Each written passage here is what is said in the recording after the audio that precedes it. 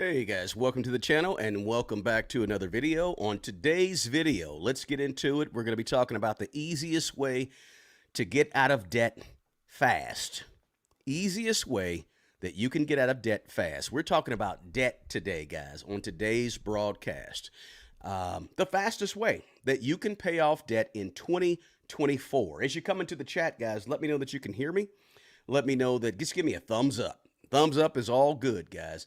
Just so you know, guys, as you come in here, we get on here about, say twice a week, 2 to 3 times a week. We're on here talking about money issues, whether it's the U.S. economy, inflation, CPI readings, core PCE inflation, whether it's, last week we talked about high yield savings accounts. The week before that, we talked about, how to make sure you can, you pay cars for your cash for your cars.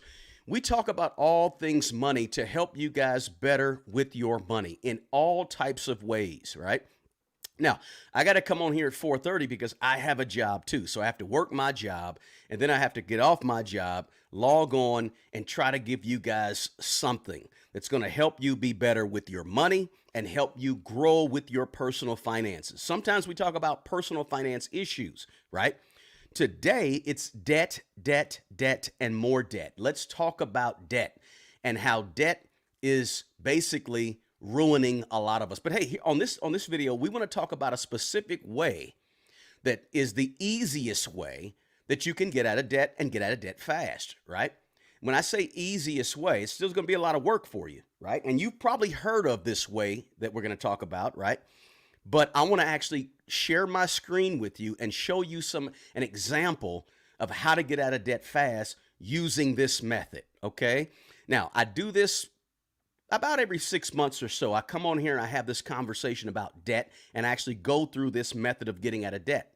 And so it's been about 6 months. So I said, let's do it again and let's walk through this debt snowball. I'm going to share my screen with you guys. The first thing I'm going to do is I want to kind of have a quick conversation with you about some things that you need to understand to get out of debt. And then I want to share my screen with you and just walk you through the debt snowball, right? And then we could do a little Q&A after. But thanks for the thumbs up. I appreciate it. L Boogie, I appreciate it. Glam Math, got guts. Glam Ma, got guts. I appreciate it. Kimmy, good to have you here from San Antonio. Where are you guys checking in from? What city, county, state, region of the country? What country? What hemisphere? What continent are you guys on? Looks like somebody's from San Antonio. Good to have you, Kimmy. Loud and clear. All right, Tavares, I appreciate that. Hucklebuck in Atlanta, good to have you. Money talk, BS walk, somebody said. I ain't mad at you there for sure. So let's just, before I get started, guys, again, smash the like button as you come in. Hit that thumbs up for me, guys. And then if you know somebody that has debt or maybe wants to get out of debt, I don't care how old they are. I don't care how much debt they got. This video is going to help them because this video is for this. This video says you can get out of debt even on a low income. You don't have to make a whole bunch of money, but if you use the debt snowball method, you don't have to have a whole bunch of money or to get out of debt. You can get out of debt fast with a little bit of money. I'm actually going to show you how to get out of $60,000 worth of debt in about 4 years. Could be a lot less, but we're going to do it in 4 years. Roughly 4 years. $60,000 worth of debt, right? Let's see. Toronto, Canada, Beaufort, South Carolina, Inverness, Florida, Mississippi, right? When you say Mississippi, right, you got to leave out Mississippi. So let's see here. Miami, Florida. Florida or Florida? One or the other. Loganville, Georgia. Georgia or Georgia? Not sure which one, but either one works, right? Tampa, Florida. William Smith is checking in from Tampa. Good to have you. That's the left coast, I think, of Florida, right? Near the Gulf of Mexico or so. I got a stray hair on my mustache.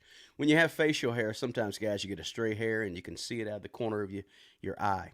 But again, don't forget, guys, 4:30 p.m. Wednesday, 4:30 p.m. Thursday, Central Standard Time, 11 o'clock in the morning on Saturdays.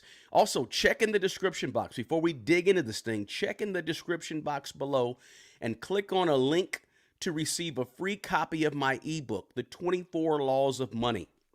Help me grow my wealth, right? Please subscribe if you're not a subscriber and drop a comment. Hey, I want to know, are you in debt? Are you not in debt? Are you you just got out of debt? You're almost out of debt? Let me know.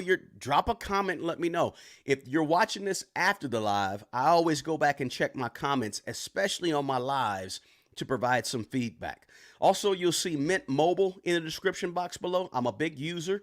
I partner with Mint Mobile on a lot of my videos, and I'm partnering with Mint Mobile on this video to say, hey, if you're looking for a premium wireless service to use that's less expensive than what you're using right now and works on the largest 5G network in the world, check out Mint Mobile. There's a link to that also in the description box.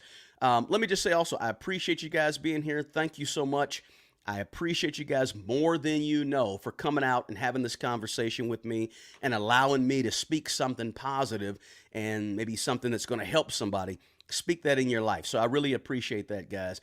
JT Coin Rings, I appreciate you. Member for 4 months. How you doing, JT? He's been supporting me. Listen, when I had 2,000 subscribers on YouTube, JT Coin Rings was giving me a shout out. So I appreciate you, JT Coin Rings, more than you know. Somebody's in East St. Louis. Good to have you. Boynton Beach, Florida. Good to have you as well. East St. Louis. Speaking of East St. Louis, EJP is in Brooklyn, New York. I think there's an area of East St. Louis called Little Brooklyn, I think. But we got EJP checking in from Brooklyn. Is Brooklyn BK? Is BK the Bronx? Boogie Down Bronx. BK might be Brooklyn. I'm not sure. Queens, New York is in the house. Good to have you. North Carolina is here as well. Daryl, good to have you as well. Let's get into it. You may, listen, if you've never used the Debt Snowball method, it's a very, very, very easy way that you can get out of debt on almost any income. Real talk. Almost any income, you can use the Debt Snowball to get out of debt, right? You really can't. Oh, okay. EJP corrected me. He said BK is Brooklyn. The Bronx is BX. Word, son. No, I'm just kidding. That's how they talk in New York. Word, yo. Okay, word, yo. Okay. All right, look. I mean, I was a big-time New York East Coast rap guy a long time ago, 20, 30 years ago. Huge on East Coast rap. Didn't like that West Coast stuff. I was more, Queensbridge, Manhattan, and all that, right? Jersey as well, right? Right over the river. Mrs. Moore, good to have you, Mrs. Moore. Good to see you in here as well. But, let's jump into it. Okay, the best way to pay off debt fast that really, really works is simply using the Debt Snowball, guys. I'm going to literally walk you through it. And I'm going to share my screen so we can actually look at this thing on paper.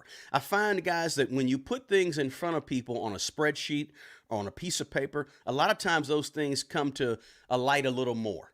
A lot of times you're able to see things a little differently when you put them in that light, right? When you show somebody stuff on paper or on a spreadsheet, it kind of gives them a different feel than just talking about it, right?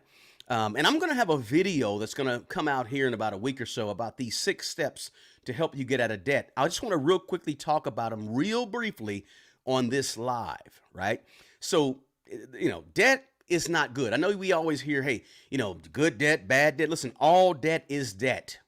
I understand the argument very well that there's good debt and there's bad debt. I don't like to say good and bad debt. I like to say personally, there's tolerable debt and there's debt that I can't tolerate. Now, the debt that I can't tolerate is debt on anything that's not going up in value. I can't tolerate debt on a car. I can't tolerate a bunch of debt on a credit card, right? That's not tolerable debt to me. Tolerable debt that I can tolerate is debt that's on something that's going up in value. Debt on a piece of land that is increasing in value. Debt on a piece of commercial property that's going up in value. Debt on a rental property that's going up in value, an apartment complex, a triplex, whatever you want to call it, duplex, home, house, real estate. That's okay debt because that debt is appreciating, right? Of course, you always still, even if it's appreciating, you still want to get the best terms, right? The best interest rate and all that good stuff on the loan. But debt that's going down in value, I don't want to fool with it. Some people will call that bad debt. I call that debt I can't tolerate, right? Debt on something going up in value. Okay, cool. I could understand debt on an appreciating item. But debt is debt. Debt ain't good. Debt ain't a friend of yours. Debt to me is anxiety. Debt to me is stress. Debt to me is nervousness, right? Listen, I saw something the other day ago with Robert Kiyosaki where he said, I have $1 billion worth of debt. And then his accountant came on and explained, listen, if I had $1 billion worth of debt, I wouldn't be able to sleep at night. Most of you are probably like me. You don't want to have a whole bunch of debt just laying around just for debt's sake. I don't want that, right? Not something I want. So before I share my screen, let's talk about these 6 things, these 6 steps that's going to help you get out of debt. I'm going to mention them briefly. I got a video coming out in about a week about these things. So the first thing, if you want to get out of debt fast, right, is you got to assess what you owe and assess your situation, right? You got to take stock of the debt that you have, the liabilities you have in total, right? You got to know it. And a lot of people don't know exactly what they owe in debt. Yeah, I owe something on a car, about $3,000. You need to know exactly what you owe, even if it means down to the penny. The second thing is, once you know how much debt you have and all the information you know on all your debts, you got to make a determination not to go back into debt. You got to be resolved enough and disciplined enough to never go back into a whole bunch of debt as you go through the steps to get out of debt, right? So what if you pay off a bunch of debt and all that good stuff, and then you get tempted and you go back into debt, right? But people do it all the time, right? They pay on something. Let me just say this. Debt is not your birthright. You don't have to you don't have to live and die in debt, right? Don't believe that. When people say, well, you're always going to be in debt. No, you're always going to be in debt, not me, right? Quick story. I'm out of debt. So I got out of debt except for my except for my house and my rental property. I don't owe anything, right? But I was in debt for a long, long time. Long time. Third thing is this, zero-based budget. You have to begin to do a zero-based budget. Now, zero-based budget, listen, Dave Ramsey did not invent the debt snowball. Dave Ramsey did not invent zero-based budgets, okay? Zero-based budgets is a term that really comes out of the business world when you're trying to really figure out by the number exactly what you're paying in terms of income, in terms of expenses. That's a business term. You need to do a zero-based budget so that you can come up. Why do you want to do a zero-based budget? Because you need to have a cushion of money between your income and expenses that you're going to use towards paying down your debt in the debt snowball. Okay? So the fourth thing you got to know about paying off debt is you have to create some type of actual written plan to get out of debt, not just have it in your head, right? Don't just allow the statements that you get every month from the people you owe to be your plan. Your plan needs to be your plan written down that you produced and created to get out of debt. Now, we're going to do that. I'm going to show you in a minute. I'm going to show you a plan using a debt snowball. I'm going to share my screen with you. We're just going to walk through it. And so I can create one for you so you can take a screenshot. You can actually copy what I'm doing, write it down on a piece of paper, get out your own spreadsheet on your laptop while I go through it, whatever it takes, right? But you got to create a plan on paper for you. Your debt payoff plan is not the same as the neighbor next door. It's not the same as your cousin. It's not the same as your little brother. It's different. You're different. You're an individual. You have individual things that you owe. So you got to create your own plan. You can use mine as a rubric, or you can use mine as an example, right? The fifth thing you got to know about debt is you have to actually execute the plan. Don't just put it on paper, right? Don't just write it down. Oh, it feels good. I have a plan. No, you got to actually execute the plan, and you got to revisit the plan on a regular basis. You got to be consistent. You got to be persistent, and you got to be disciplined, and you got to be focused, right? Very important. The sixth thing is this. You have to find ways to either increase your income, reduce your expenses, or do both. You got to supercharge this thing called a debt payoff. See, some people, they bring home $3,000 a month and they pay out $3,000 a month. They have no cushion. If that's you, you have to reduce your expenses or increase your income or do them both. So you can have some cushion of money.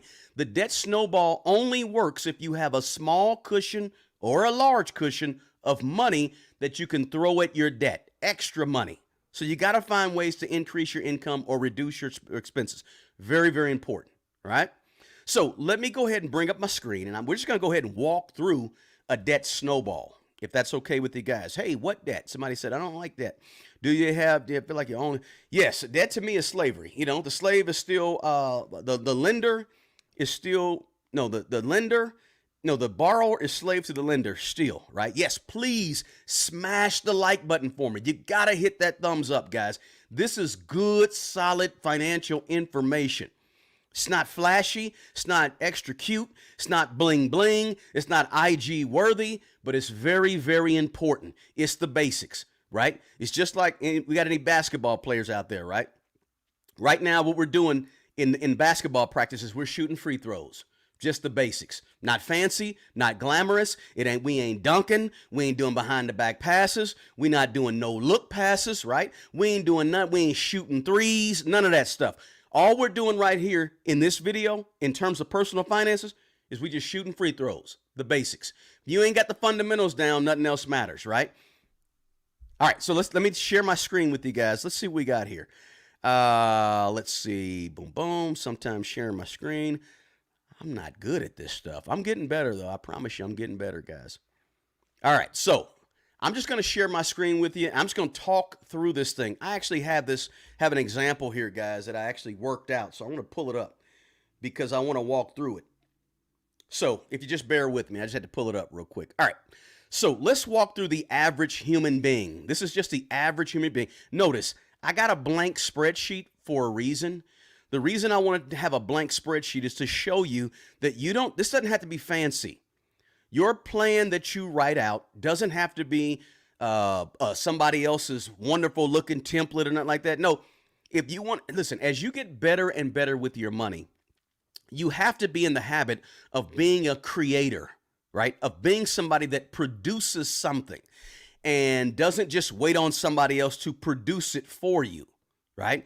You have to be sort of what I call like a go-getter if you want to get better with your money. If you want to pay off debt, you got to be a go-getter, a person that gets out there and gets it and not just waits on everybody else to bring it to you, right? So you have to create your own written plan, your own debt snowball. Now, you can use what I give you. That's cool. I don't mind you using what I give you, but do it for yourself. So let me just go ahead and start putting this thing together for you. The very first column, guys, and I'm gonna make this thing look good for you, is the name of the debt. Let me not go there, go here.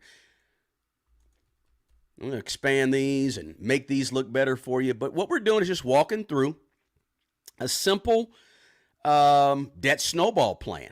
And with the debt snowball plan, here's what's different about the debt snowball and an avalanche. In the debt snowball, you actually need to list your debts, all your debts. You list them from smallest debt to largest debt. Now, if you're doing the debt avalanche, if you guys have or haven't heard of it, the debt avalanche is where you list all of your debts from highest interest rate to lowest interest rate, and you pay them off in that order. So I like the debt snowball a little bit better because I want you to do it quickly and not worry so much about interest payments, right? So the next column is going to be current balance. And I'll just do these columns up here for you guys. Next deal is going to be current, and I'll fix it all, make it look pretty for you. Current minimum, I don't want to capitalize that, minimum monthly payments. Now, I asked myself, I said, should I go ahead and just do this up and show you this, or should I actually just walk through it and create it? And I said, you know what, I'm going to walk through and create it because I want you to see how easy it is to create for yourself on your own. That's why I said I'll do that, do it this way. So as I walk through it, guys, just bear with me here. We're going to make everything up here be Arial and be, I don't know, let's make it 13 font and make it all bold. All right. So the next column is roll up.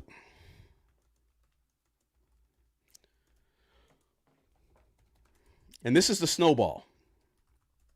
All right. Let me go ahead and curve that around. Boom. And the next one is going to be how many months it's going to take you to pay off. So we'll just say number of months to pay off. And then the final column or next column, last column will be what month is it actually paid off, right?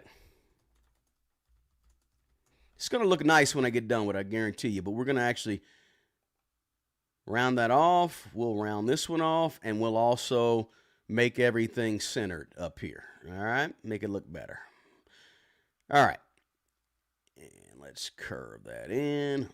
Let's curve that out. All right, so name of debt. So we're doing a debt snowball. Matter of fact, I'll just put up here in the corner, guys, debt snowball. And you can do it however you want to do it. We'll make it look pretty later. So you guys know, when I do things like this, I don't care about aesthetics. I mean, if you want to, make things look pretty, that's cool too, but I'm not a big aesthetic person. I just do it. So let's skip a couple of lines here, and let's plug in some debts, some random debts. $60,000 worth of debt. Let's break it down like this. Credit card. Let's say you got a credit card. Let's say you got 2 credit cards.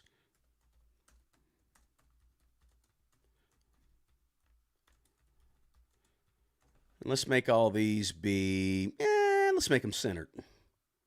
Let's center them all. Credit card 1, credit card 2. Your other debt, and let's say it's a car. Let's say you got medical bills. Let's throw the medical bills in there. And let's say you have a couple of cars. You're a family, or maybe you're not a family. You just got 2 cars. You got 2 car payments. All right, car 1 and car 2. And let's say you got some student loans as well. All right. So now, what are the balances? I just want to go through some balances real quick. Let's just say we'll see what we got on here. All right, just say you got $2,000. You got $5,000 for your second credit card. You got about $6,000 in medical bills. Let's say you got, and I'm just using random numbers. You can use whatever number that you decide you want. Maybe you got an older car and you got a newer car, right? And student loans, you got maybe $25,000, right? So let me make all this dollars. Boom, just like that. So this is your total balance. You got $60,000. Let's call it $60,000 total in debt. I hope you guys are following me here, and hope you can see that. Let me just go back over here and see if you can see it. Yep. If it's too small, let me know. Too big, let me know. Great. So now what I'm doing, guys, is I'm just constructing a make-believe example scenario for the person that has $60,000 in debt. You might be looking at this and say, I only got $20,000 in debt. Cool. You might be looking at this and say, I got $150,000. Cool. You list all of your debts, smallest debt to largest debt, just like I just did right here in this column with the current balance, right? So in order to do this, you got to know what the current balance is, right? You got to actually go and investigate your debt. What debt do you have and what do you owe? Exactly what do you owe? Now, I'm using really round numbers right here just in this example to keep it clean. But the point is, you have to know what you have in terms of a balance, and you got to know what your monthly payment is. Most of you do this, right? Most of you know what your current monthly payment is. So for purposes of this example, let's just say you pay $50 a month on your first credit card. You pay about $75 a month on your second credit card. You pay about $150 a month on those 3 or 4 medical bills or 1 medical bill that you have, right? Let's say you pay about $250 a month on the first car because you got about 2 more years to pay on it.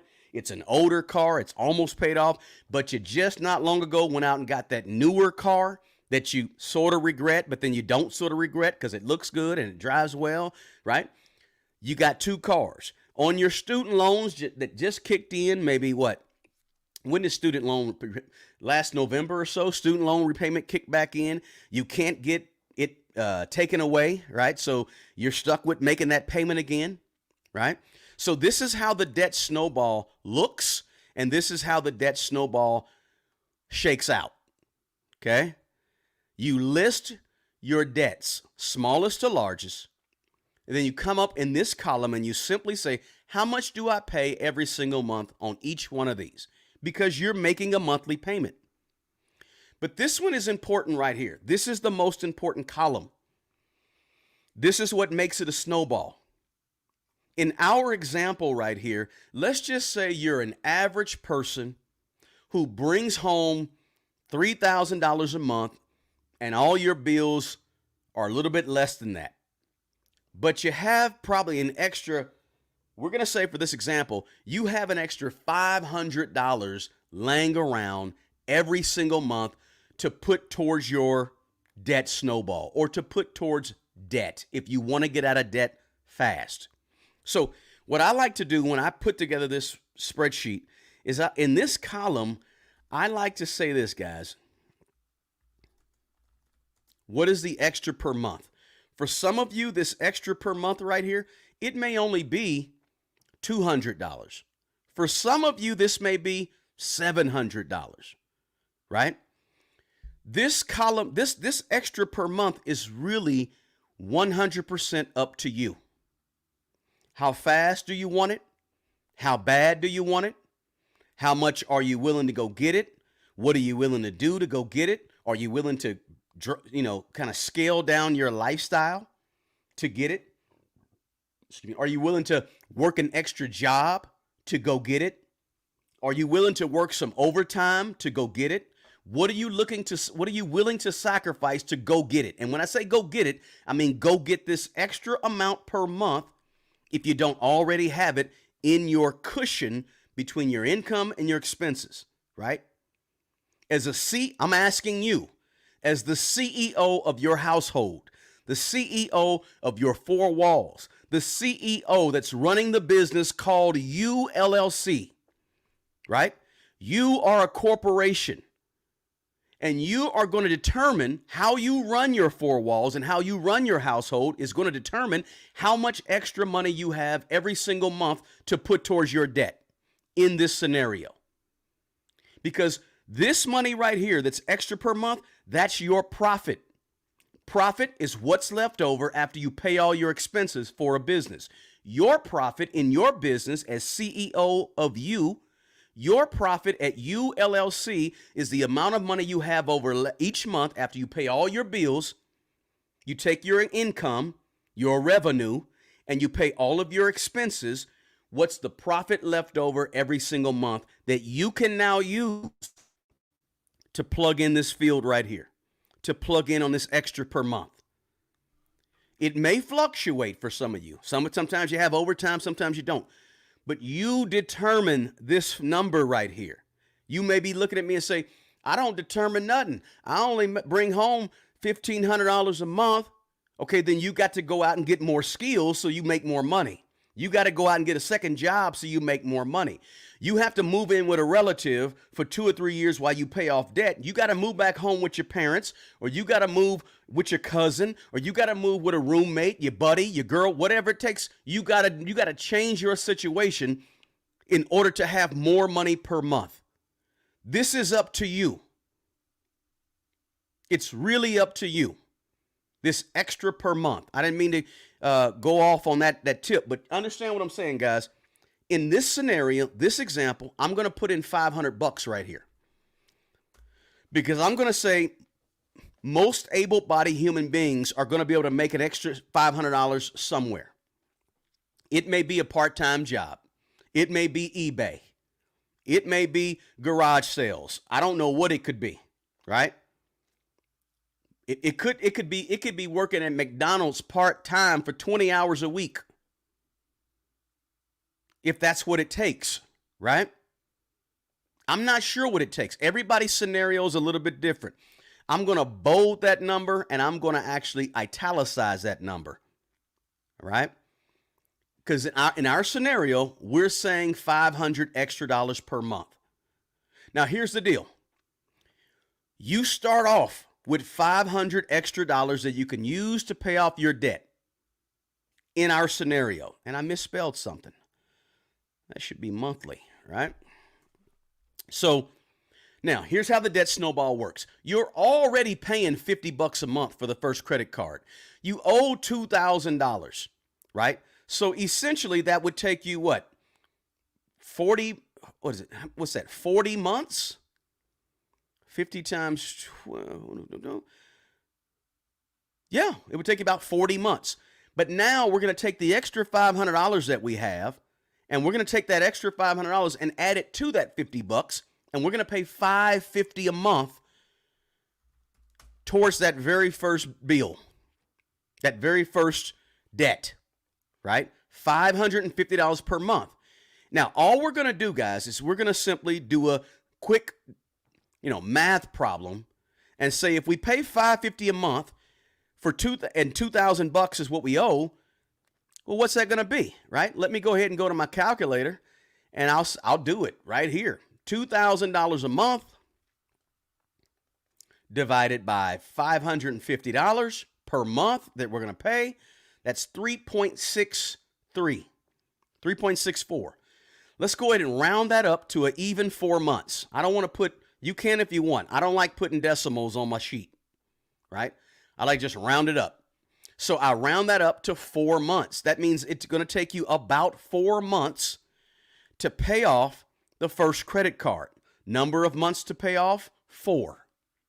Now, let's say we're starting this in March of this year. If we start this in March of this year, matter of fact, let me put that up here as well. I'll put that right here. Let's see. I'll put it right here. I'll just put it right there, and I'll do the same thing. I'll italicize it, and I'll make it bold. Starting March 2024, right?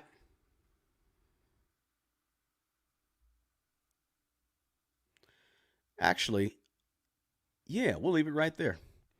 If we do this start in March, that means March, April, May, June. That means the month paid off would be June of 2024. That's it. June of 2024. See if I can make that look a little different. Give me a second. Nope, I'll spread it out.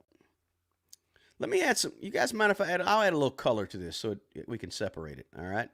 Make it look a little more prettier. How about that? There you go. I don't like that color. Let's go to light blue. All right. Bap. Oh, that's pretty. All right, so, and then we'll put, we'll make this be a bright green, and we'll make this be a bright green. How about that? That way it contrasts with each other. So there you go. Now we're rolling. This is the rolling. This is the snowball effect, right? Now we take this $550 and we add $75 because we're going to take all the money we were spending on credit card one. We were paying this $50 a month anyway, and we're going to take our roll-up amount, which is the $550. Actually, it'd be $500. So let me see how that works here. It would be, excuse me, 500 plus 5. That's 550. Yep. Now we add $75 to 550, and that's 625. So now we let me get rid of that right there. Boom, boom, make that look prettier. All right, so 625. So now we pay, on the second credit card, we pay $625 a month, right? What is $5,000 divided by $625 per month? That's what? 8 months, right? So it's going to take 8 months to pay off the second credit card. So now we are a year into it, and we got rid of both credit cards, and all we had was $500 extra per month. And if we go 8 months from June of 2024, July, August, September, October, November, December, July, August, September, October, January, February. That's February of 2025, right? So now now we're a year into it. We develop a good habit. We got our plan working. We'll probably come through and strike these things out somehow. When I say strike them out, I just mean you hit the strike out button, right? Boom, strike it out, right? You can do that if you want, totally up to you. But now we take the $625 that we were paying. We still got our extra $500. Take that 50 and that 75, and we add the 150. It's a snowball effect, right? So now we're paying $775 because I added $625 plus 150. We're paying $775 to knock out these medical bills. Here's the kicker, though. You've been paying, this is why the debt snowball really goes faster, because we're looking at an original sheet right here. You can come through and adjust all these numbers the remaining numbers, because remember, a year later, you don't have $6,000 left paying the medical bills because you've been paying $150 a month. You might only have, $4,500 left. So you can come through and adjust these numbers to match where you are every time you pay off a new bill. Now, the way I'm going to do it and show it to you guys is no adjustments, right? Because we don't know the interest rates on some of these things. I'm going to do it straight with no adjustments, but just remember that because you're still paying the monthly bills every single month, these numbers go down as you pay off debt, okay? So just keep that in mind, that whatever number we finally come up with, it's going to be less time than that to actually pay off the debt. So let's just keep going with our scenario. I just want to share that with you guys. Now, this one's $5,000 on the car one. Well, now if you take your $775 and you add in your $250, you're paying $1,025, right? And let's per se, that didn't make sense. What's 5,000 divided by 10 or 1,025? Whoops. That equals 4.8. Or I just round it up, make it 5 months. Whoops, wait a minute. I didn't do this one. Sorry, let me go back and do this one. 775 divided by 6,000. Let me do that real quick on my calculator.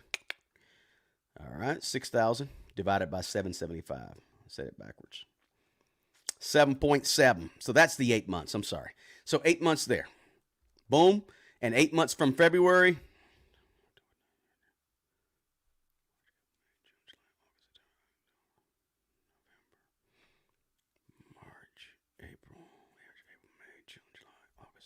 October. All right, October. I know. Bear with me, guys. All right, so now we take the 775 and plus the 250. That equals 1,025. What is 5,000 divided by 1,025? I think I just had it, but I'll say it again.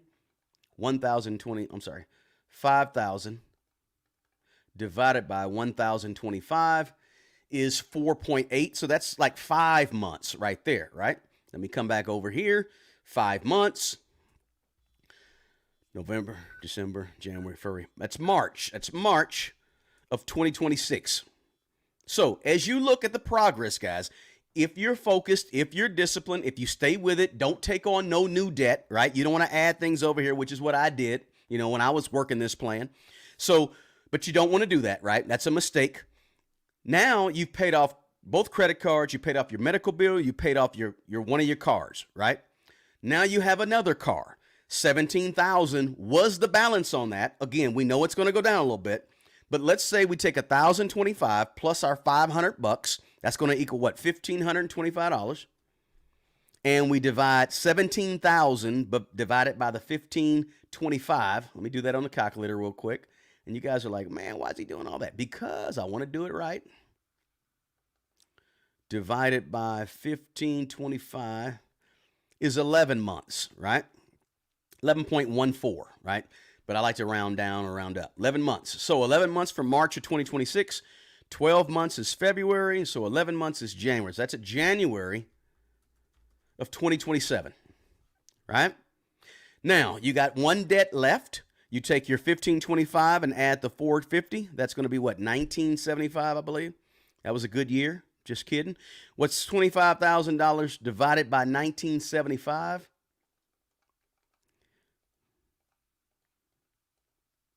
That equals 10 more months, right?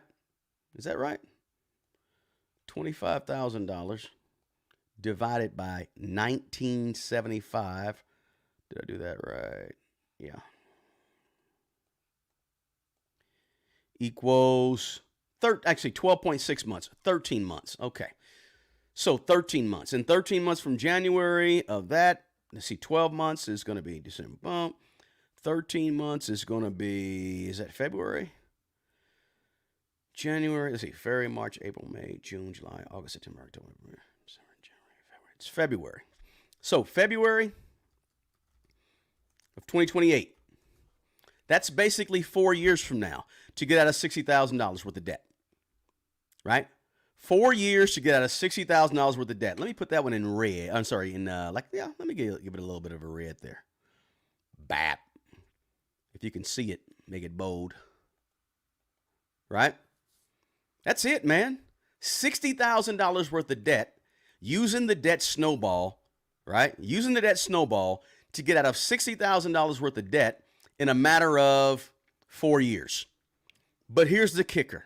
Again, really won't take 4 years. It's going to take more like 3 to 3.5 years, because again, by the time you get the student loans or by the time you get the second car, you don't owe $17,000 because you've already been paying on it for 2 months. You might owe $14,000, $13,000, right? So all these numbers are going to be bumped up. Again, it's a snowball effect, right? So I like to show this example, like at least, like I said, once a year or so. I like to come through and show this to show and help people understand that getting out of debt is not some big monumental. You're just, when you do a debt snowball, you're breaking this thing down by little bitty bites and little bitty chunks, right? It's not this big magnanimous thing that you can't tackle. I don't care if you had $100,000 worth of debt. Look, if you got $100,000 worth of debt, maybe you need more to start with more than $500. Maybe you need to do something a little more drastic and start with $1,000. You can start with 500. It just may take you a little longer, but maybe you can start with $1,000. Maybe you can really cut your lifestyle down and start with $1,500. Whatever it may be, right? But this is your baby. This is your puppy. This is your business, right? But here's what happens to a lot of people. They want to go out and start this business. Oh, I got this business idea, but they ain't handling the first business, right? They ain't taking care of the first business they got, which is their own four walls, because they're carrying a whole bunch of debt. They don't have a budget. You're not organized. You don't have things in order. You're not doing anything on paper, but you got this business that you really want to go out and start and do really, really well on. Listen, you're already a business person. Even if you don't have a business, you're in business right now. If you pay bills and you get income and you pay expenses, you're in business, right? Welcome to the business world. You're already a CEO. You're already an owner of you LLC. That's the name of your corporation. Treat it as such, right? Be the boss in your own house that tells your money where to go, right? Creates things like spreadsheets and budgets, right? And manages it in a fanatical way, right? That's how you get good. You gotta almost, if you're not very good with money, I don't want to discourage any of you, but if you're not very good with money, you have to become a completely different person to win with money. You can't just be the same person you've been, because if you be the same person you've been, you're going to get the same results you already got, right? If you are a person that's, not very into this type of stuff, you don't really care, you're kind of a lackadaisical, then guess what? You got to revamp your whole mentality. You got to become a whole different person to win with money. You can't be the same person. Or you can have somebody that holds you accountable, that you trust and you know and you believe, that can hold you accountable, but you got to make changes, right? Debt is nobody's friend. I don't care what they tell you on IG. I don't care what they tell you on all the YouTube channels and things that you watch. I don't care what they tell you. Debt is not your friend. Debt is an enemy of a person that's trying to build wealth. It can be, because some debt is tolerable. It can be used in a way to help you build your wealth, right? Through things like real estate, etc., like I said earlier. But you have to start changing the way you look at debt. You can't be $100,000 in debt, living paycheck to paycheck, thinking everything is okay, and still trying to figure out, this is what I did. I'm going to share this with you guys. When I first started buying real estate, I thought, I could just use real estate to pay off the debt, and then I could leverage real estate. See, I was thinking that same way 15, 20 years ago. I could, if I brought in enough money with enough rental properties and I had a little cushion of money here and there, and I was trying to play all these scenarios in my head about how I could get out of debt, how I could get better with money, have more money, but it didn't really pan out the way that I thought it would pan out, right? You got to take these real simple, you call them basic, you may call them elementary, you may call them cliche-ish, but again, we're just shooting free throws. I don't know if you guys understand basketball, but there's so many basketball games that are lost because the other team couldn't hit a free throw. Not just at the last minute, right? It's not the last minute free throw that matters. If your team goes 15 for 30 from the free throw line, all 15 of them, and you lose the game by 5 points, all of them free throws matter. That's the basics of building wealth. And that's what I talk about on this channel. I talk about the basics of building wealth, and getting out of debt as fast as possible is the basics. That's the free throws. I don't pick your sport, right? It could be anything, right? But you got to do the basics well. If you don't do the basics well, forget about being phenomenal in other parts of the game, right? Forget about being a phenomenal business person, but you can't even handle your own business at your own four walls, right? So that's something to think about. So I just want to share this debt snowball roll-up plan with you guys and say, hey, it's possible to get out of a lot of debt in a short amount of time. This, to me, is the easiest way, the absolute fastest way to pay off debt in 2024, 2025, 2026, you name it, is just a simple debt snowball plan, right? I stopped sharing my video. But the point is, copy the plan, guys. Rewind this and copy exactly what I just showed you on paper. I just showed you how to do it, right? On paper. Plug in your numbers where those numbers were.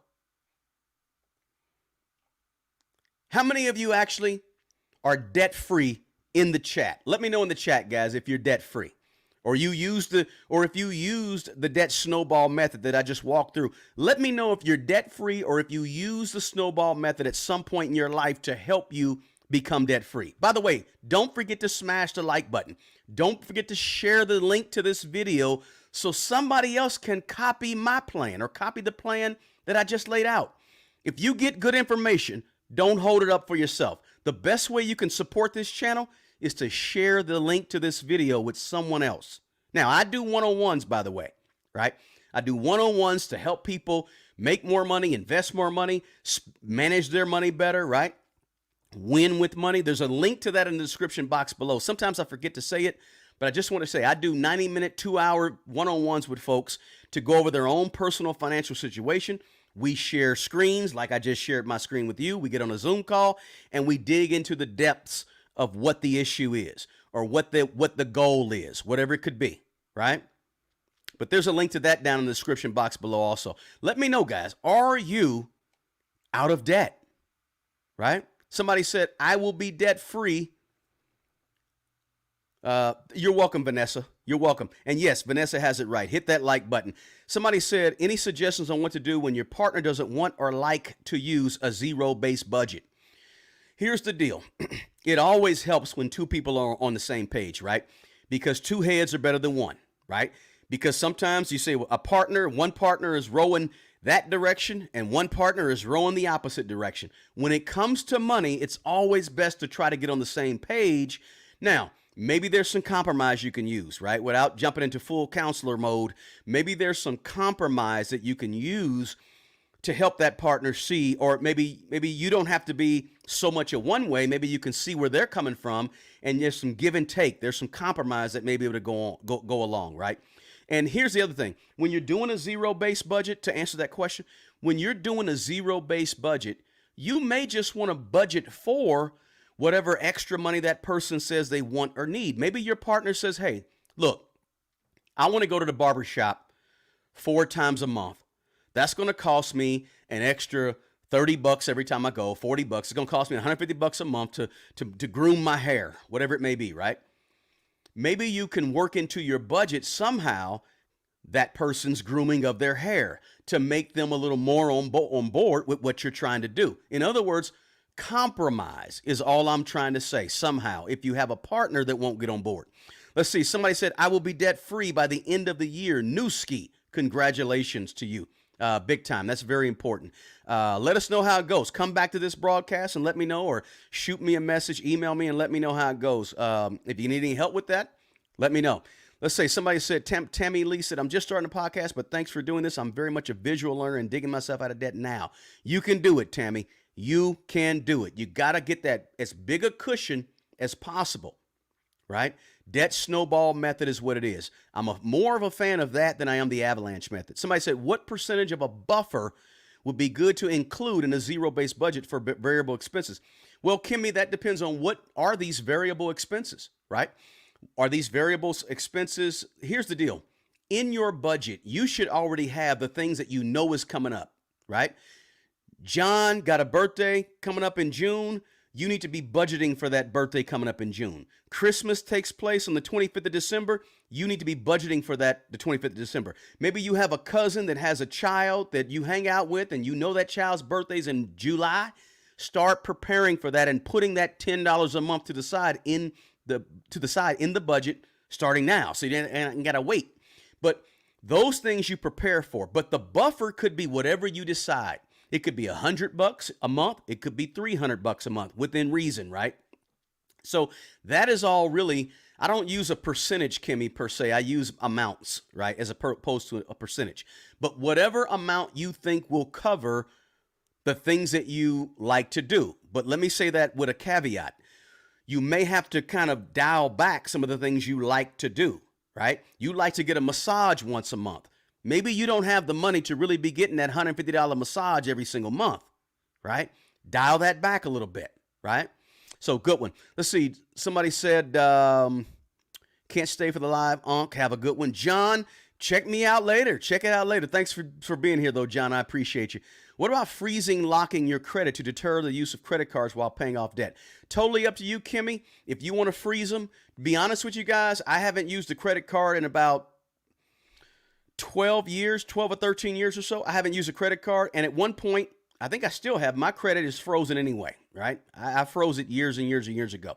Had to unfreeze it back in 2014, 15 to refi my property. But otherwise, nothing wrong with that. If you think that's the best deterrent for you, or you can also, Kimmy, just cut up your credit cards and decide not to use them as well. Let's see here. Welcome to the real world. Somebody said, absolutely. Let's see. I love when a black man teaches the family on how money works. Ship leader said, yeah, I'm a man. I'm a black man. Yes, I'm teaching the family on how to use money. Very important. It's very, very important, guys, right? Some of us don't have a lot of money. Some of us didn't come out of a lot of money. We don't have a lot of money. So when you don't have a lot of money, you got to be an even more, I won't say even more. You got to still be right with your money, even when you don't have a whole lot. Let's see. I need to come up with, that was by next Wednesday. Somebody said I need to come up by $500 by next Wednesday. How do I do that? Okay, $500 by next Wednesday. First thing comes to my mind is, okay, what can I sell, right? What can I throw on Facebook Marketplace today and have somebody over my house tomorrow looking at it? You got to get rid of some stuff if you want to have $500 quickly, right? That's one way to come up with $500 really, really, really fast. What can you sell? What can you get rid of? What is sitting around your house? What 10 items do you identify? 10 items in your house right now that you got that you don't use, you don't need, but you know they're worth some money. I don't care if it's a desk that you can put outside for a garage sale. You need to have a garage sale tomorrow. Tonight, gather up all your stuff, have a garage sale tomorrow, put it all out front, see what you can do. Some of the larger items that might bring more money on Facebook Marketplace, maybe you can put those on Facebook Marketplace and not put them in the garage for the garage sale, right? But you need to be doing that this weekend or tomorrow coming up and sell as much stuff as you can. I don't care if it's the laptop you use, the whatever you got, pots and pans. Look, if you're by yourself, you only need one pot and one pan. I mean, we can break it down and get real because I'm the type of guy I can live in a cardboard box if I have to. It don't take a whole lot. And so if you want to have $500 by next Wednesday, sell stuff quick. Let's see here. Somebody said debt free other than my house and working on that. Congratulations, Mark Saunders. Debt free and not going back. Hucklebuck, I'm with you. Amen to that, right? Use that method. Anthony said he used that method. Should be debt free in December. Newski, right on. Let's see here. Not yet. Mortgage is only debt. Okay, that's cool, right? Your house is probably going up in value. Debt free, including my vehicle, said Beth from Virginia. Congratulations, Beth. Every Dollar Budget. A lot of folks like that app, Every Dollar Budget app. I think it's pretty friendly, and I've never used an app for my budget, to be frank and honest with you guys. I don't, just like I created that spreadsheet to show you the debt snowball, that's how my budget looks. It's on a regular spreadsheet, nothing fancy. I don't like it doing fancy. I did add the colors for you guys though. I don't even have colors on my own personal budget. But Every Dollar, I've heard some good things about Every Dollar, and what you need a budget, YNAB. Those are some good ones to think about using if you feel like you want to use an app or something like that. Let's see. I'm in the hole for $30,000, but I'm on it. Yes, ship leaders, you can do it. Do the debt snowball. Report back here and let me know how it went. Marquis said debt free. Congratulations. Debt free on cruise control. Keith Hager, I'm with you on that. Let's see. No mortgage, no car payment, no loans, no debt. Man, we got a lot of folks in the chat that don't have debt, and that's wonderful to see, to be honest with you guys. I love seeing that. Guys, don't forget to smash the like button. Anybody have a question, put a Q next to it, and I'm going to answer it for you guys. But I hope that little presentation on the debt snowball was solid for you, just to show you. I want to do it real quick. I didn't want to belabor the point and go through a whole bunch of things and make it real long. I just want to show you real quick so you guys can see, hey, that's an easy way to get out of debt super fast, right? It could be faster, right? I could have used the example and showed you guys that thing super duper quick, right?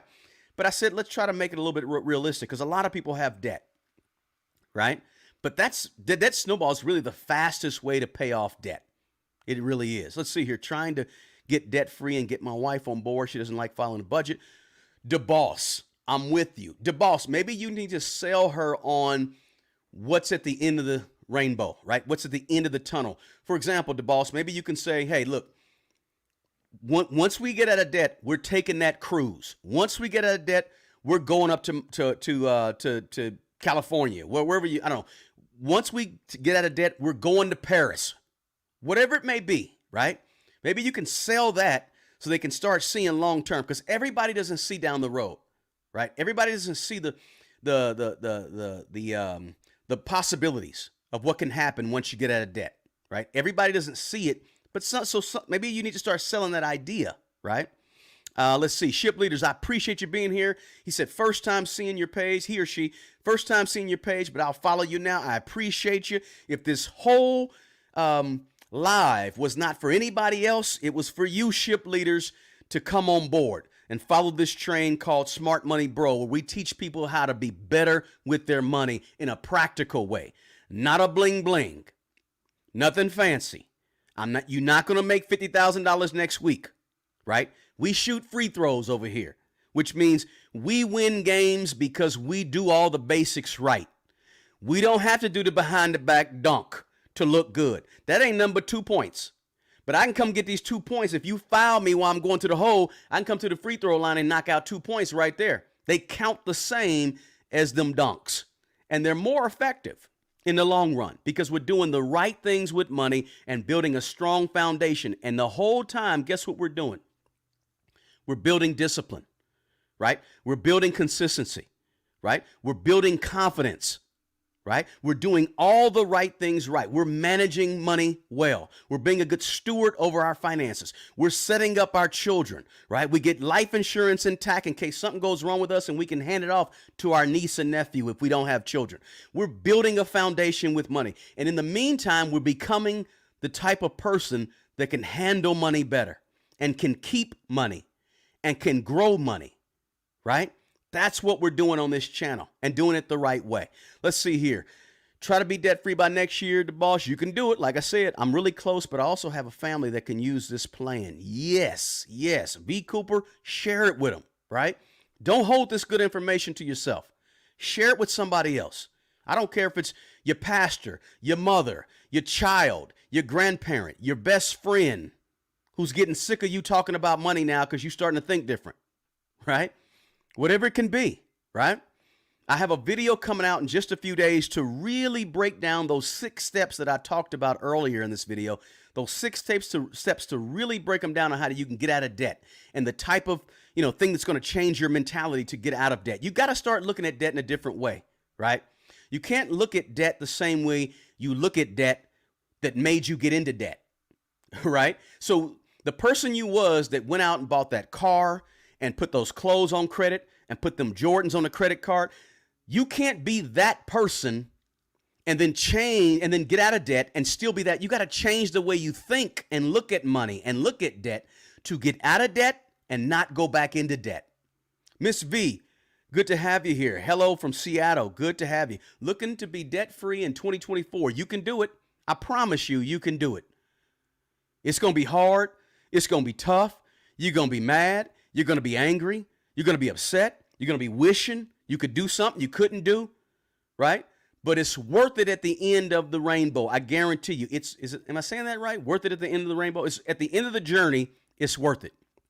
Mrs. Moore, again, thanks for being here, Mrs. Moore. What do you think about a home refinance to complete an unfinished basement?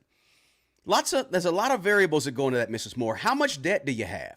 Do you have an emergency plan already? Have you taken care of some of those basic things first before you refi? I'm not a big fan on refiing and pulling cash out necessarily, right? I've done it before, full disclosure, right? I've done it before. I've refied and pulled money out, especially 10, 15 years ago when I was doing rental houses, right? Refi, pull money out. It depends, is the refurbished to the unfinished basement adding a lot of value to the home? Is it not adding much value because of the location of the home? May not be in a good location. Is it a home you plan to be there forever? There's a lot of variables that come with that question. It could be okay. Maybe it's not okay. How much are you talking about pulling? Or is it $10,000? Is it $75,000 on a home that's almost paid off, right? So think about all those other variables in terms of pulling out money to complete an unfinished basement, right? What's that going to mean? Can you then rent out that basement and take that basement and make that basement into an Airbnb, right? Is it mother-in-law quarters? What is that basement used for? So lots of things to think about, Mrs. Moore. It's not a horrible thing to think about, but also you're talking about refinancing with rates high. Right now, you may be going from a 3% mortgage and have to refi at a 6% mortgage. You may not want to do that, right? Ms. Moore said to rent out. Okay, so maybe it might be a good idea. Run the numbers and see if it makes sense. And when you run the numbers, run them on a conservative scale, okay? Don't run them thinking, oh yeah, I think I can get about $1,500 a month for that. No, if you think you can get $1,500, that means you might be you can get $1,200. So run the numbers using $1,200 a month. So just be conservative with your numbers on that. But it's not a horrible thing to do, but think about all those other variables that I mentioned. That's a good question. Somebody said, thanks for doing the visual. Mr. B said, Mr. Biz, much appreciated. Referred your channel earlier today to a 23-year-old kid who works for a tree company. Excellent. That's the person right there. That 23-year-old kid who's just starting out, who needs some guidance and says, you know what? I want to be a millionaire when I'm 40. Who should I listen to on the internet? Listen to me. I'll tell you exactly how to be a millionaire by the time you're 40. If you're a 23-year-old kid, I can get you there, right? But you got to turn off the noise. Can't be watching IG every day, right? You can't be listening to these podcasts that's trying to get you to get rich quick, right? I don't do get rich quick, right? Get rich quick to me is like that guy. Listen, I'm a basketball guy, right? So the get rich quick person is like that guy that can dunk the ball really well, but he can't play basketball. So he has no sustainable skills, right? So he makes the team because, whoa, look at him jump. Ooh, he can dunk that basketball. Can't shoot the ball to save his life, right? Can't pass the ball. Don't know how to do a layup. Can't do anything but dunk the ball. Looks real fancy, but as soon as he get on the team, he's at the end of the bench. He looked good in warm-ups, but he can't play in the real game. That's what get rich quick is, right? I don't do get rich quick. I do get rich in a time that you're ready to be rich, right? Sometimes that process is 25 years. Sometimes that process is 5 years, but it ain't going to be next month, right? It takes time. Let's see here. Mrs. Moore says she don't want to lose her low rate, right? You might want to wait till rates go down a little bit. Rates won't be going down until the Fed cuts the Fed funds rate, at least, right? In my opinion, they won't go down for several months down the road, right? Somebody said Fidelity or Charles Schwab Roth IRA. I'm a Vanguard guy. I like Fidelity a lot too. I'm a Vanguard guy, but I also recommend some Fidelity here and there. I'm not mad at Charles Schwab. Charles Schwab been around a long time, and they are very successful. But I'm a Vanguard person. Got a video. We're going to do it. We're going to come on here tomorrow, and we're going to talk ETFs and index funds tomorrow. So get ready for that. So somebody said $10,000 credit card debt, 20% interest, thinking of loaning from my 401k for 9.5, which the interest goes to myself. No, Eric, $10,000 of credit card debt, pay off the credit card. Done. Keep it simple. Keep it simple. Don't rob from Peter to pay Paul, right? You ain't got to switch debt around from one person to you ain't got to. We not playing. What's that game where they move the shells around, right? Don't do that with money. Eric, you got $10,000 of credit card debt. Just pay it off as soon as possible. Put it in the debt snowball and pay it off. Don't shift it around to move from the 401k to the 9.5% interest goes toward. Pay off the debt. I'm a KISS guy. Keep it simple. I call myself stupid, right? But not you, Eric. You're not stupid. But I want you to just keep it simple.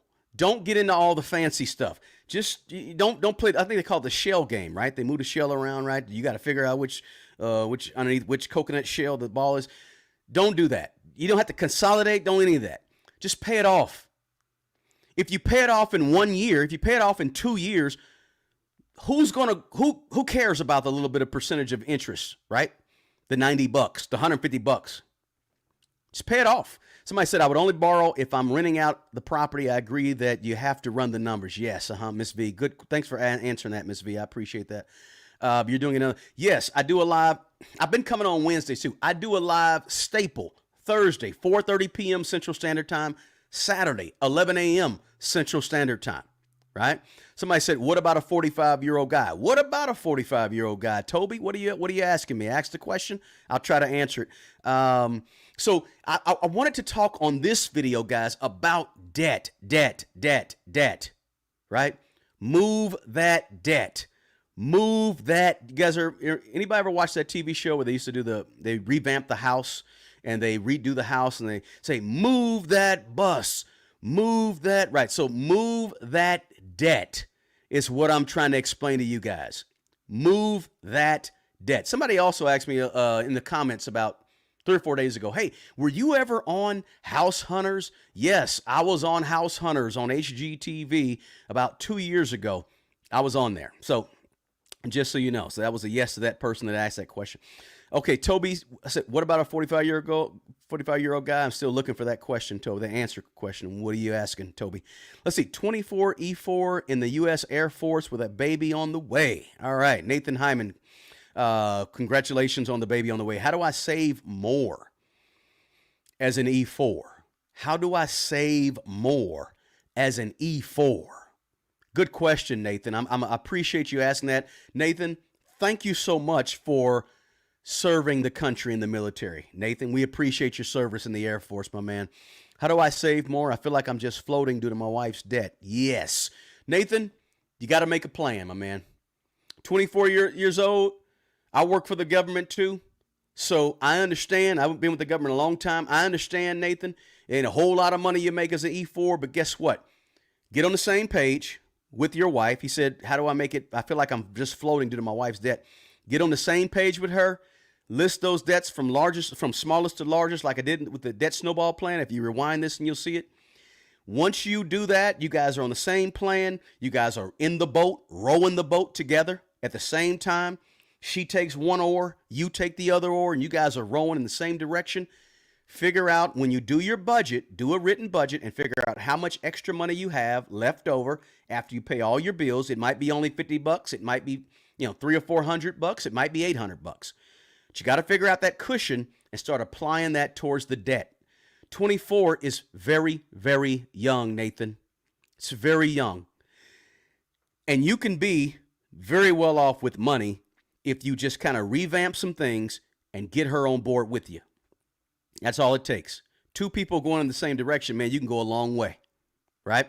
So let's get a written plan. Let's get the debt written out. Let's get the debt snowball written out. Let's get a monthly budget, get some things on paper in front of you, and let's start to create and develop a plan for your family. Nathan. A plan for your family, Nathan. Spearhead that, Nathan. You be the one that comes up and says, hey, I got a vision for our family. Let's talk about it. How can we, boom, boom, boom, boom, boom. You start that conversation. She's waiting on you to lead, Nathan. You can do it. I guarantee you. Subscribe to this channel, Nathan. Follow me. Drop a question in the comments section on any video. I'll try to get to it. There's also a way to get in contact with me and reach out to me in the description of this video, right? I do one-on-ones. Listen, you can join this channel, and for $25 a month, if you join this channel at the advanced level, I have a one-on-one with you about your own personal situation once a month. You pay $25. I'm going to tell you that there may not be another YouTube person on YouTube that's going to have a conversation about your money for $25 for about 15 to 20, 30 minutes a month. I can be your accountability partner, right? I used to do, so you guys know, I used to do it free for anybody on this channel for 2 years. I talked to anybody for free, and I talked to hundreds and hundreds of people. That was practice for me, but I can help you out, Nathan, for sure. Ernest said, my wife has a loan that's charging her 32%. What kind of loan is that? And wants to get a loan that's 14% and pay that high loan off. Okay. What's the term of the loan? How long is that loan? Is that a $20,000, $30,000 loan that's charging her 32%? Or is it a $2,000 loan that you can pay off? If it's something that you can pay off quickly, pay it off quickly. If it's going to be more than, say, 4, 5, 6 months, Ernest, then you want to get rid of that 32% interest if you can and get it down to a 4. In that instance, this is why personal finance is personal. I just told somebody to don't move money around. In this instance with Ernest, I'm saying 32% versus 14%. If it's going to be a long-term loan, you need to go ahead and get it down to 14%. That's why personal finance is personal. It depends on every situation, slightly different, Ernest. But yes, if it's going to be something quick, though, don't fool with doing that. Just pay it off in the next couple of months, right? Somebody said, Newski said, never getting into car debt again? Yes, me neither. Ready to pay off my car, $13K left at 17% interest. Don't be embarrassed. We all made mistakes. I had a car at one time that I bought, and I paid over 20% interest back in the late 80s. Happens. So just get rid of it as soon as you can, Newski. You can do it. Save that money now, Nathan, and just pay the minimums once wife and baby are home safe. Okay, good suggestion. Let's see here. Salute, Smart Money Bro. Thank you, sir, for the valuable money information. You are a blessing. That's what I try to be. I appreciate that. I'm glad to be a blessing to somebody. It's a blessing to be a blessing. Somebody giving Nathan advice. Very good. Appreciate you guys helping out Nathan in the comments, guys. That's what it's all about. When I like to see you guys sharing and helping and giving information, because I don't have all the answers, and I rely on the smart people that I have that come into this broadcast every single time I go live. I got really smart people that come in here and help out and encourage others that are in the comments, and that's what I like to see. I really appreciate that, guys. Ernest said it's high interest rate and it's long. Okay, Ernest, you need to get rid of 32%, man. Put that thing in the snowball. First, get it down to 14%, and then put that into the snowball and pay that thing off as soon as possible. Let's see. The one-on-one call is worth. Oh, Larry. Good to see you, Larry. Thanks for being here. Yeah, I think I had a one-on-one with you, Larry. Yeah, it's worth it, guys, because I can dig into you personally. Right now, I'm speaking in generalities, and I don't know your entire situation, and I'm speaking in generalities, but I can definitely help you. So I appreciate that thumbs up, Larry, very much. Women, you marry women in 50K debt, says, I don't know what that meant. Let's see. Reverse compounding is paying down the principal of the debt. That's how the snowball works. Yep, absolutely. All right, guys, listen. We've been on an hour and 13 minutes. I just wanted to come on here and give you that. I hope I was able to give you guys something. Oh, wait. I'm going to answer this one more. No Motion Ike said, should you borrow from your 401k to buy a home? Never borrow from your 401k. That's my rule of thumb. Don't borrow from your 401k. Unless you are, you hit some dire straits and you're homeless on the street, don't borrow from your 401k. Please, let it roll. Let it ride. Okay? Example, I started putting money to the side in 1994. Put a little bit of that money to the side because I was a school teacher back in the days, believe it or not, right? You can tell I was a school teacher. I was a school teacher back in the days in the 90s. And I had to put money towards my retirement. When I moved to the federal government in 2002, I took that money and I transferred it to the federal government Been putting money in the federal government ever since. Not a whole lot of money, 3 to 5% of my money for a long time, but I never touched the money. Your money grows, compound interest. Don't pull from your 401k to buy a home. Please, please, please try to save up the money you need to buy a home. I want you to buy a home, but I don't want you to pull from your future to fund your home today. I don't want you to do that. I would prefer you not do that. You can do whatever you want to do, no motion, Ike. But my choice is don't pull from your 401k. Okay? Somebody said, would you marry a woman in 50K? Listen, when it comes to marriage and family, I don't worry about if somebody has a bunch of debt, right? How is that person? What's my relationship with that? That's the most important thing. A woman that has $50,000 debt, $50,000 debt is not much. If she's willing to say, hey, let's attack the debt, and you got to have that money conversation before you marry, have the money conversation. What are we going to do about the money once we get married? Oh, we're going to get together and pay it off quickly? Cool. No problem. Let's get married.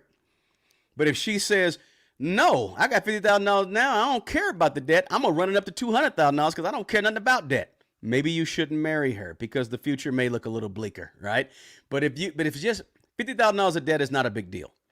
Okay, when it comes to marriage or family or kids, those things are more important than money, right? Those things are more important than money. Don't put money at the top of everything you do. Please don't do that. This is one very important thing that I talk to people about on this channel every single day. Please do not put money on a pedestal, right? Don't make money the most important criteria before you marry a person, right? No, please don't do that. Okay. Money doesn't supersede relationships. Money doesn't supersede everything, right? It may be their attitude that you got to look at and say, oh, okay. You need to know those things, obviously. Their attitude about money, about spending. You want to know those things before you decide to marry a person, right? Obviously, right? But just because a person has some debt, that's not really a need to go ahead and say, I don't want to marry you because you got debt. What? How about everybody makes mistakes, right? The person that built up that $50,000 debt might not be the person that they are today. It just may be a person that has $50,000. They made some mistakes in their past. Not a big deal, right? I wouldn't judge a person's character by whether they have $30,000 worth of debt or $75,000 worth of debt or $50,000. I would look at them as a person as opposed to their debt, right? If I'm marrying a woman, just to answer that question, Newski. Let's see. Thank you for your service. You're in right mindset. Good. Speaking to Nathan. Thank you for the visual, Lenita. I appreciate it. Thanks, Mrs. Moore. I appreciate that. How did you transition from teaching to working for the federal government? No motion, Ike.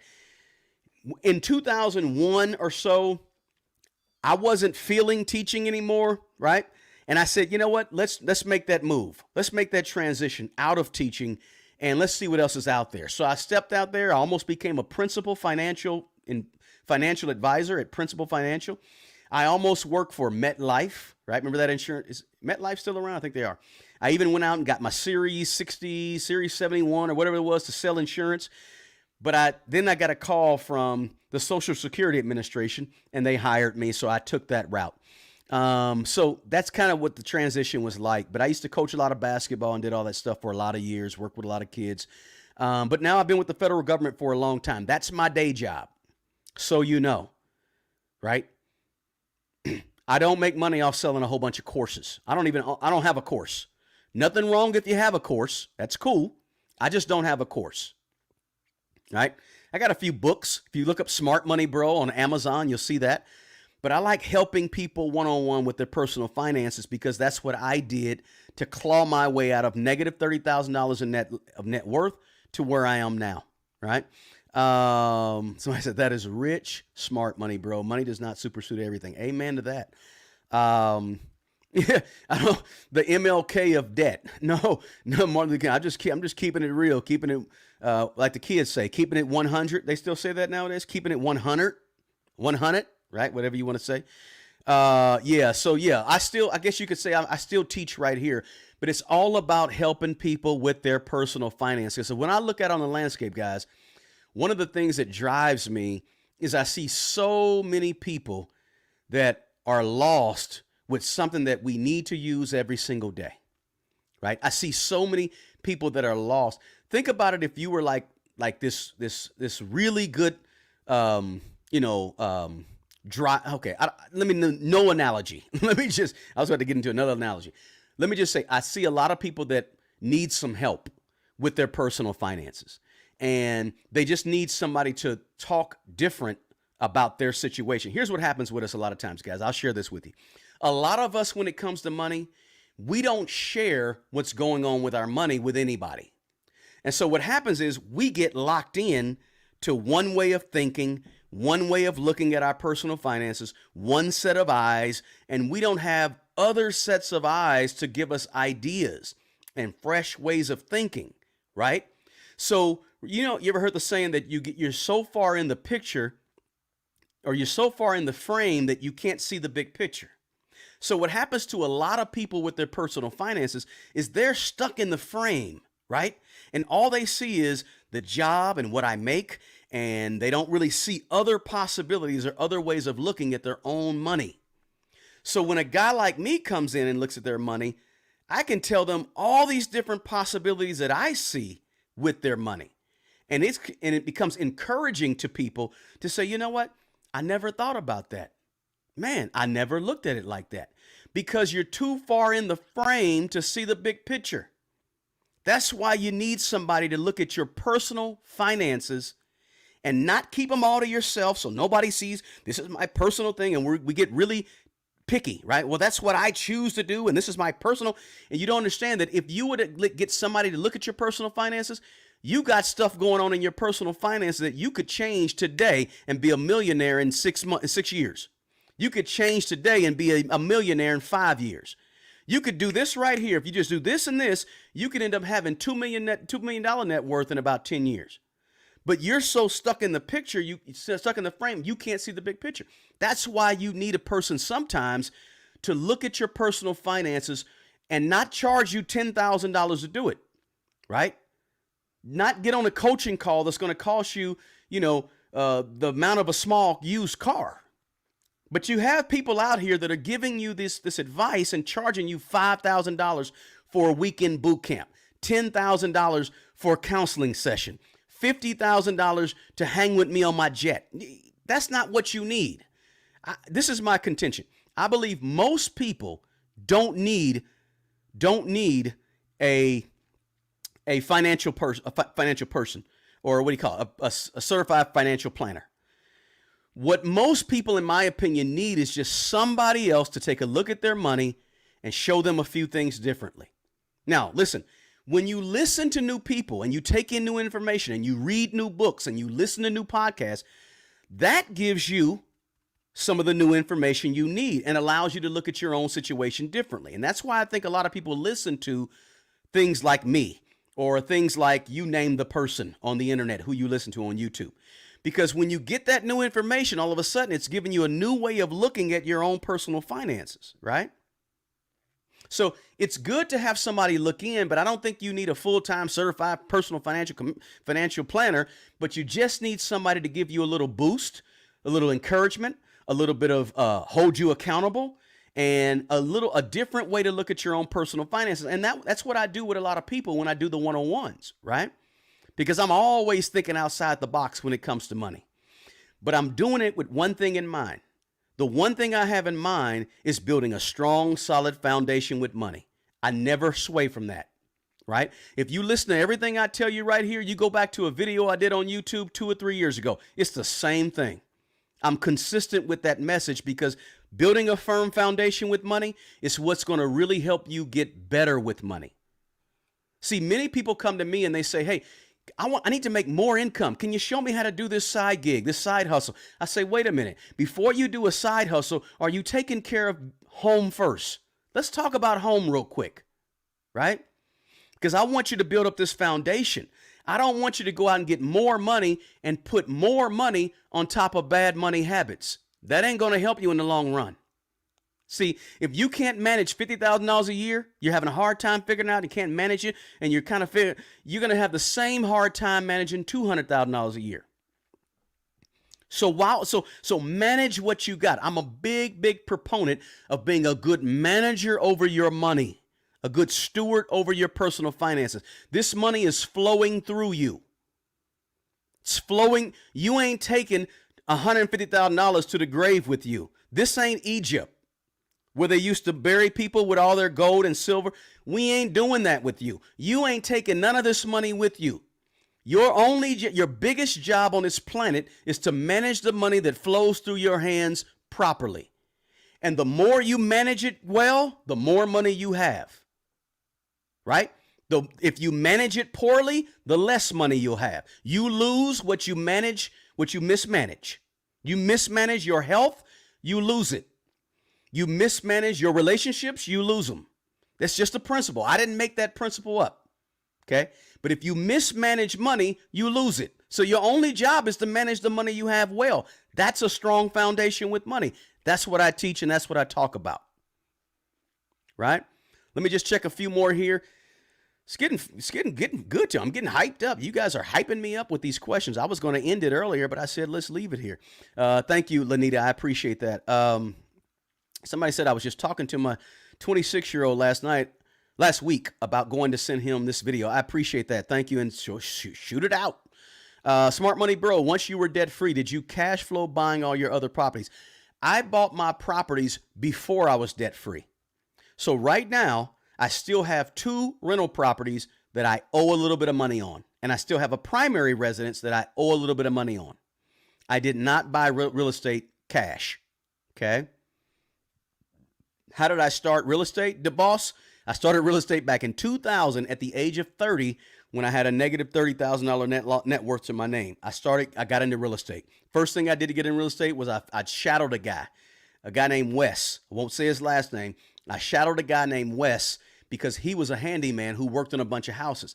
I said, I want to learn how to do this. I was watching Carlton Sheets, late night infomercials, sitting on the boat, chilling. And I said, I think I want to do that. I can do that. I'm 29 years old. I say, I find a guy and I can trail him. And I trailed a guy for 3 or 4 months on the weekends free. He didn't pay me a dime. All I did was help him. I learned to put up ceilings. I learned electrical, how to run electrical. I learned how to put up drywall. I learned how to do a lot of different things that I had no idea about because I had never owned a house before the age of 30. I didn't know anything about it. I didn't grow up in a house that my parents owned. I grew up very, very poor, right? I just had an ambition and a will. And I always believe what my mother taught me. Where there's a will, there's a way. If you have a will, you can make a way. Guarantee you. So that's kind of how I got started. Somebody said January 2019, $60,000 in debt. January 2024, 0 debt. Congratulations. With 3 months of emergency funds, canceled all credit cards. Congratulations. We have a winner in the room. Somebody with a wonderful testimony. Thanks for sharing that. I tell folk this is like an AA support group because the shared experiences. Excuse me. Absolutely. TJ said that. Yes, there's a lot of shared experience. There's so much knowledge, right, on how to do anything that you want to do in life. There's somebody out here that did it. And guess what? There's somebody out here that's sharing it on the YouTube or at your local library. There's somebody sharing whatever you want to accomplish that has accomplished it. They're sharing it on YouTube or at the local library. That's how you learn. Right? It's all about initiative. You got to take the initiative to get out and get it. Somebody said have a session at this year's Blacks in Government. Could do that, Rhodesia. I used to be a member of that. Can federal taxes be partially forgiven if one spouse has died? I kind of know the answer, but I'm not going to answer that. I don't want to answer tax questions. I mean, one thing I've learned is stay in my lane. I don't know fully the answer. Can federal tax, I think that means federal tax debt. I'm not sure how you asked it. Be partially forgiven if one spouse has died? I don't know. Sometimes in life, folks, you got to just say, I don't know. I don't know. I'm not sure. I have to Google that question. I don't know, but you got to have a good tax person. I was a guy, let me tell you about a mistake real quick, guys, and I won't hold you here, but I was a guy that got audited by the IRS. I've been audited by the IRS. You don't want that smoke. The most important thing you can do for yourself is make sure you're doing your taxes and you're paying your taxes and you're doing them right. If you feel like they're not right, they're halfway right, not quite right, and you make a mistake or there's a red flag, the IRS gets a red flag, they can audit you. You don't, when I did my eBay business, I didn't keep good records for a long time, and I ended up throwing a lot of records away, and they came back and got me. So the point is that you need to make sure, I like to be transparent here and be as honest as possible with you guys. I'm not trying to pull no wool over your eyes. I'm not trying to get you to buy my course, all right?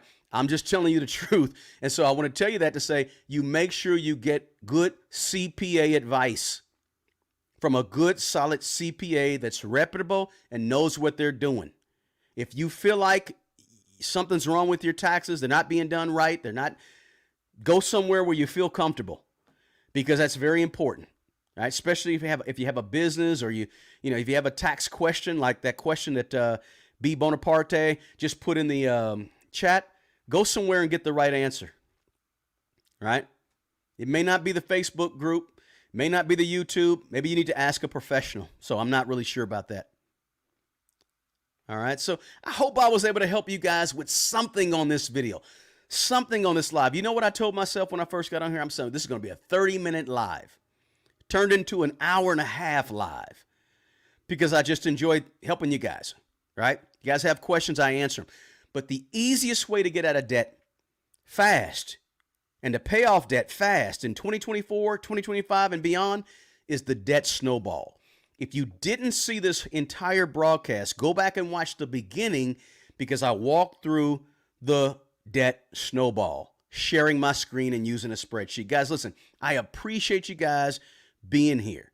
I appreciate you guys showing up. We're going to jump on here, and tomorrow it may be a little shorter live. Right? But tomorrow I want to talk about ETFs. I want to talk about index funds. I want you guys I got some money to invest. I want to hear from you guys. What do you invest in terms of ETFs and index funds? And I want to do some live comparison of ETFs and index funds and just talk about them and see what we can do. All right. So we'll talk about that tomorrow, guys. I appreciate you being here. Smash the like button, share the link, leave a comment if you have a comment in the comment section if you rewatch this, and I'll be sure to get back to it and try to answer that for you guys, all right? As I say, at the end of every broadcast, the best person who's going to take care of the old you is the young you. Do me a favor, take good care of yourself and take care of other people. Until the next video, peace.